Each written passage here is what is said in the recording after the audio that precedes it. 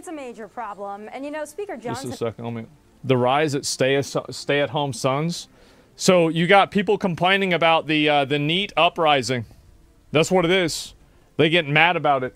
It's a major problem. And you know, Speaker Johnson has been talking about those maybe deadbeat folks that are on Medicaid, and maybe some of those folks are the stay-at-home sons. We don't know. But I'll tell you this, leave it to Gen Z to rebrand laziness and social awkwardness as something cutesy, like a stay-at-home son. They did much the same thing with quiet quitting, where you can go to work and do less, and if you call it quiet quitting, it's somehow better. That's right. But Laura, I gotta tell you, this is also a big problem when it comes to, I think, declining birth rates. People not getting married and having children. You know, that's a big problem. They blame it on women.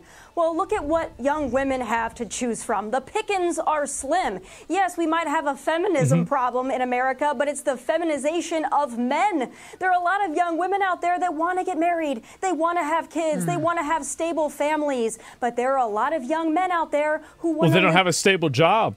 In mama's basement and order DoorDash.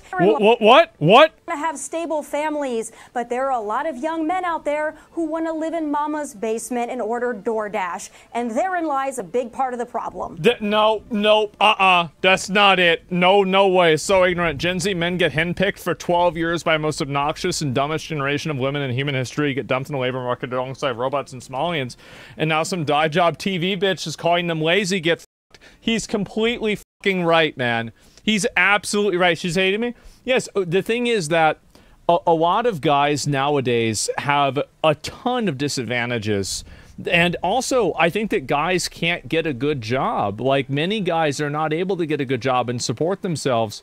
And so why would they want to find a, like, how could they find a girlfriend to get married if they can't even fucking get a job? That's the thing. Gen Z has to work 10 times harder to get 10 times less. Yeah, exactly. Yeah, I don't understand this rural areas struggle the most. Yeah, I think so. And also quiet quitting and all that stuff. The fact is that the reason why a lot of guys don't feel like they want to put in work to be part of the workforce is because the workforce doesn't work for them. The country doesn't work for them. Like, if you're a guy and you're seeing all of these privileges and opportunities being given to immigrants and to women and to people because they're like gay or something like that, and you have to sit there and look at all of that, well, then why the fuck would you want to contribute to a society that does everything that they can to support everybody except you? That's the real reason why. That's what it's such a bad take. No, it doesn't. No, I'm telling you, you can tell me that guys are selfish for thinking this. You can say anything that you want about that. But what I'm saying here is the way that a lot of people feel, whether you like it or not. And that's the big difference I think a lot of people don't understand, is that, yes, sure, you might not want this to be the case, but it in fact is the case. This is massively the fucking case. This is lack of incentive. Yes, Gen Z rebrands stay-at-home sons just like they did with quiet quitting. Yep, a lot of people are unhappy. Let me see if I can find this. How old is she? She's 32. She does not have children. Yeah, obviously she doesn't have kids either. Two women with a combined age of 93 and no biological children between them sure have a lot to say about the state of young men. And also, here's the other thing, is that if you're a smart guy, you can get ahead, but most guys aren't smart. That's just the way the math is. And so you got a bunch of guys out there that there's no way, like back in the day, if you were a bit of a dumbass, but you could do the right thing, you could go and get a decent job working at a factory somewhere, and you could make a good amount of money, right? That's obviously the case. But nowadays, you're not able to do that as much anymore. You don't have the opportunity to do that anymore. And because of that, now things are a lot worse. And if you're one of these guys, you can't make any fucking money. You don't have any account. You don't have any self-respect. You don't have people that like you. There's nobody in society that gives a fuck about you. There's no labor jobs. Exactly. No, there's not. And so that's the big issue. That's the reason why guys have these issues. And you can have these girls get mad about it all the time, but a lot of the reasons why guys don't get married and have kids is because they don't have money to do it. They don't have the amount of the resources to do it. That's the big issue they don't understand. Responsibility without authority is slavery. Yeah, exactly. Young women want families. I mean, some do, right? I'm glad I don't pay for TV. Yeah, it's really sad, man. It really is. And Gu has no pictures of her husband as well. Yeah. No, and I see this, like, there's women that complain about guys that are like losers and neats all the time. But the fact is that the reason why is because society has been designed to be at the disadvantage to being a man. That's the reason why, is that you are disadvantaged being a man in society for structural reasons. There are hiring initiatives, scholarship opportunities, school preferences, internship preferences that are offered for women exclusively and not for men. So how can you blame men for not wanting to play a game that's rigged against them? Straight up. Yeah, straight up. The world's not the 90s or 80s anymore. Yeah, exactly. And no one cares that much for men? Yes. I think if you're attractive generally, you have a better life. Yeah, no, you're right about that. And so, and that's another thing too, is that it's very easy for a pretty girl to say that guys need to just get off their ass and work hard and they're going to find a boyfriend or a girlfriend because, yeah, of course, this is the case for you because you're an attractive girl. But for a lot of guys, that's not their experience. That's not what happens with them. And so the problem is that a lot of guys don't have the ability to go out and get a girlfriend. They're not going to be able to do that. They don't have the money to do it. They, you know, they go on Tinder and they try to match with 200 girls. They match with one girl and it turns out to be a guy that's trying to scam them. And guess what? They're fucking pissed, man. Yeah, and that's it. And how many of you guys have dealt with this exact same thing? Am I crazy for saying this? Because I don't think I am. You go on an app, you can't get in the app. And also, like, there are all of these, like, arbitrary guidelines, like, oh, guys have to do this.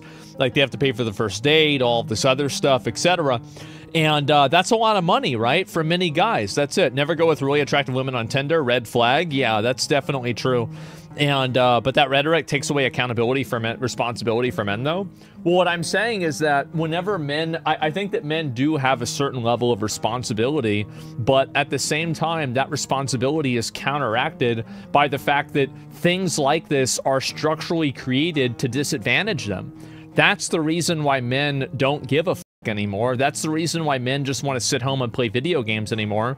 It's because they've been demoralized by media. Think about, for example, how many positive male role models exist in media that are not just a caricature. Think about how many characters are like Homer Simpson or like Peter Griffin, and they're just fat retards, and their wife is smart, and they're annoying. Like, all of them are like this. And so the only people that you have that are positive role models, there's a very, very select small handful, but the majority of male role models now are problematic in some way.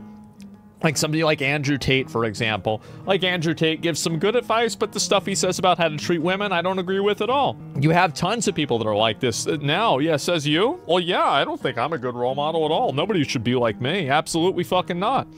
And so, yeah, Andrew Tate versus Jordan Peterson, yes. And so they look down on healthy masculinity, yes. And that's the other thing, is that there's been this war on any form of masculinity at all.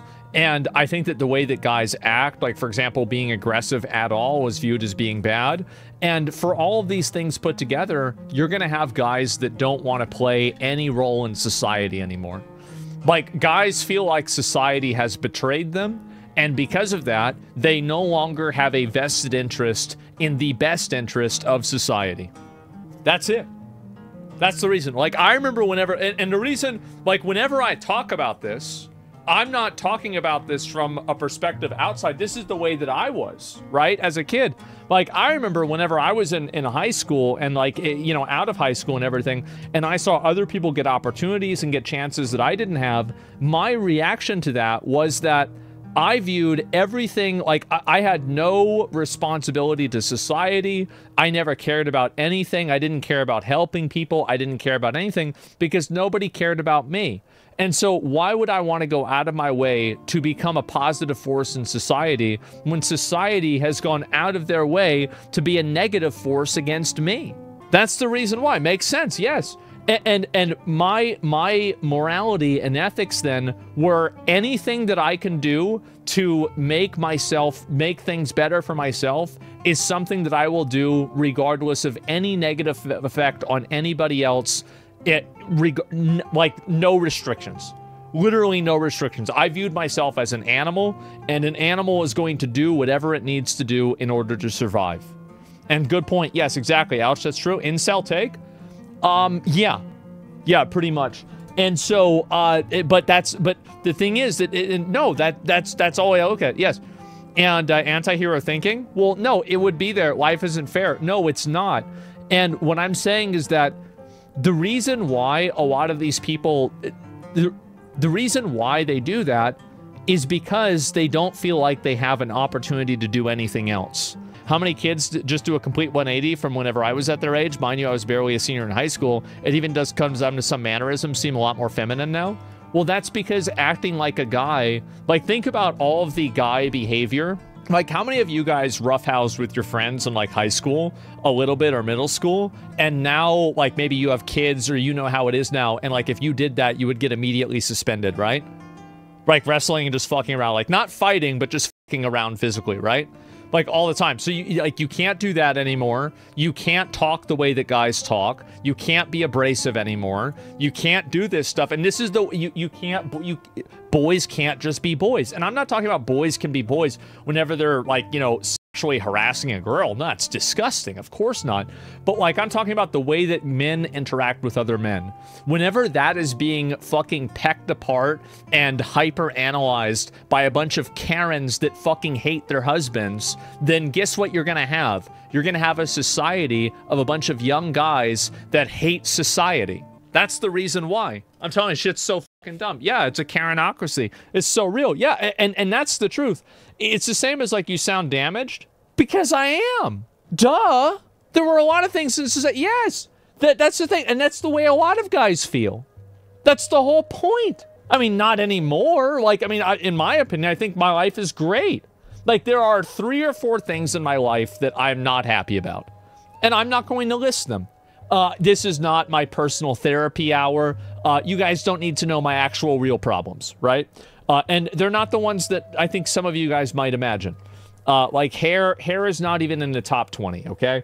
But anyway, so none of your business. Yeah, it's not a big deal. I don't need to go into that.